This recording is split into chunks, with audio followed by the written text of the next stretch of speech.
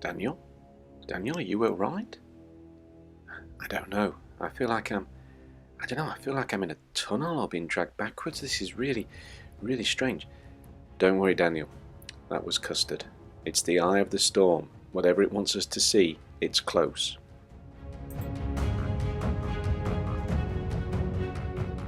What is it? Gorth was scanning the length of the River Seine. Is it Shirley? She could arrive in any form, as a fire-breathing dragon perhaps, or a pride of savage lions prowling for the kill. Once she had materialised as a whole herd of piranhas. No, wait, is herd right? Swarm. There were hundreds of them anyway, in a swimming pool full of over 70s doing aquarobics. It had taken them a month to sandblast the pool clean. She could take any form, and she could be anywhere. No, pretty sure it's over there, said Custard, and pretty sure it's that donkey. It's Pat again. Oh, blimey, can't seem to get away from him. As Daniel and Charlotte looked underneath the Eiffel Tower towards the North Arch, sure enough, there was a moth-eaten old donkey, its ears stuffed through an equally battered old straw hat. As they watched the owner, scratching himself and reading a magazine, he nodded to two obviously bored and disinterested parents, holding out his hand for money, then turned away as the two small children began pulling clumps of hair out of the donkey's straggly mane, demanding to be taken on a ride. The donkey looked so depressed. Yep, that's Pat. Well, I'm not sure that's Pat, said Gorth, and to be honest, I'm not even sure we're in Paris. Gorth floated casually over towards the donkey, who lifted his muzzle to look at him. As soon as he did, Gorth realised it was not your average-looking donkey. Is that you, Gorth? The donkey said, much to the horror of the two children, who shrieked and ran off.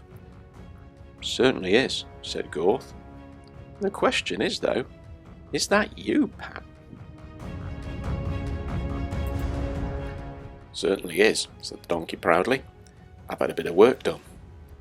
Really, said Gorth. You should be dead, said Custard. We last registered you about 1095 AD. Dead, said the donkey. Well, I've just had some blonde highlights and a little bit of dental work done and some nose hair curling. Nothing too dramatic. Just trying to cheer myself up, said Custard. I rather fear that we may be stepping into the realms of causality violation here. What? Who? It's a paradox of time travel, Pat. You are obviously referring to an event which is in your past but has not happened to you as yet. In effect, it's in our future, though we're all sharing the same present at the moment. Well, I'm glad you sorted that out. But what does it mean? It means that something strange is going on here. Something has gathered together two dashers and a creature who is even rarer, a creature who travels physically through time. Yeah, said Pat. Wretched, isn't it? I mean, if you have to spend eternity as anything, why a donkey? If the eye of the storm is as powerful as it thinks it is, how come I'm not a film star? The children were back, and this time one of them ran up to Pat and slapped him on the backside with a stick. You see what it's like, he said. 900 years they've been doing this to me. The blonde highlights are having no effect on these kids at all. So just let me clear this up, said Custard. You are the donkey called Pat, even though you've had a little bit of cosmetic work done. The donkey that carried the saint across the Rhineland called Pat. The donkey that carried the eye of the storm. The donkey that was painted on that icon. This is you, Pat. You are that donkey. Yeah, like I said, it's wretched, isn't it? I mean, don't tell me you're disappointed. I'm a bold donkey. Granted, I've got blonde highlights. He winced as the children plucked another clump of hair from his left buttock. We kind of lose a lot of hair, we sort of get plucked. So, how did this happen? I mean, donkeys are not famous for living a long time, are they? Certainly not millennia. Gorth was admiring the fact that Pat was wearing a straw hat with a red love heart on it with the name Paris. Stylish and surprisingly tasteful. Now, you know how it is, if I remember back to how it all began, a little medieval village in the Rhineland. It was quite nice at the time. Granted, we didn't have much, but we were happy. Then what happened? Well, I remember it like it was only yesterday, or certainly only a few hundred years ago. It was the day after my Uncle Reginald was turned into a goulash. It was that visiting priest,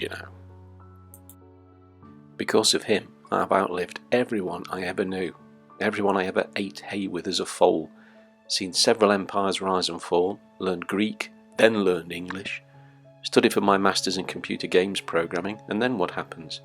There was another thwack as he was hit on the bottom again, and then plucked once more. That is what happens. It was that saint, by the way, that passing priest, if I ever see him again. I wish now I'd never given him the idea. What idea was that? Well, this free holiday idea said all they had to do was walk to the Holy Land. You started the Crusades? Charlotte looked amazed. She ignored the look that Gorth gave Daniel, and the way he definitely mouthed the word crusade. Well, I not exactly started the Crusades, I just gave them the idea, I pictured more going to Margate, to be honest. But you know how these things get out of control. 1 minute I'm talking about a day trip, the next thing you know, instead of a pier, he's got a long straight valley with Jerusalem at the end of it. Well, what can you do?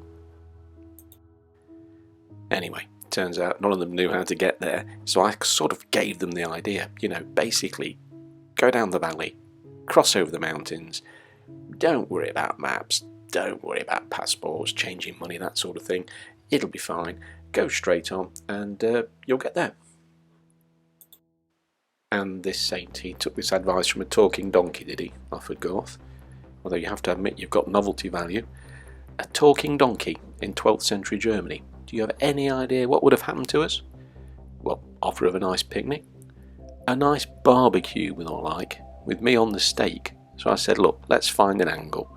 So we invented Curly Bob's restorative hair tonic. Did it work?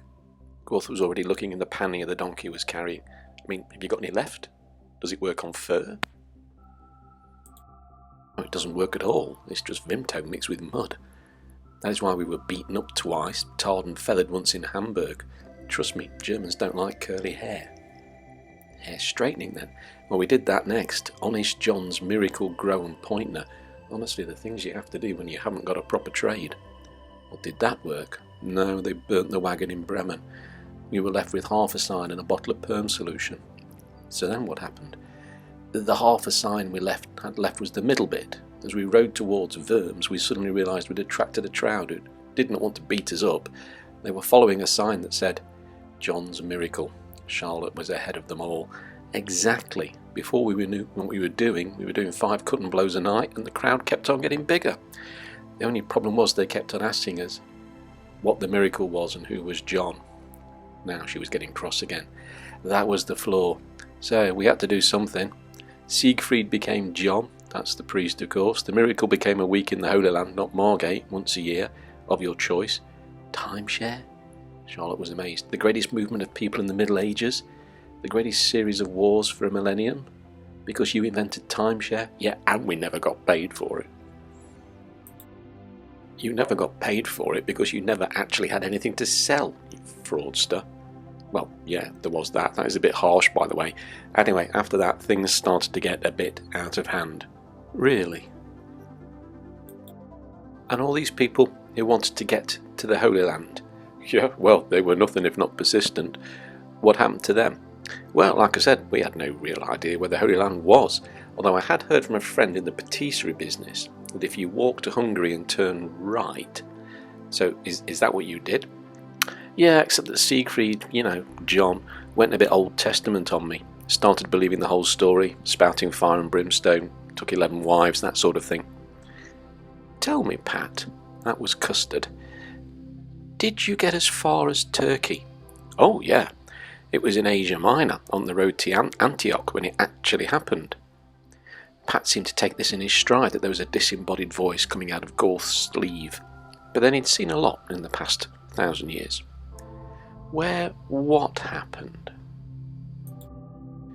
We had just crossed the Mediterranean when Siegfried cursed me to roam forever until I learned some humility in the face of my master.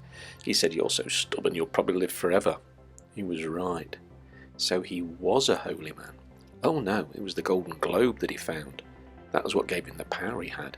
Gorth and Daniel exchanged excited glances. A golden globe. This had to be it. "Pat, this is very important." "Oh yeah, now what?" "Where exactly were you when this happened? Do you remember?" "Of course I remember. It was a little seaport in Turkey. It was called Smyrna." Pat looked at their shocked faces. "Why?" he said. "What have I said now?"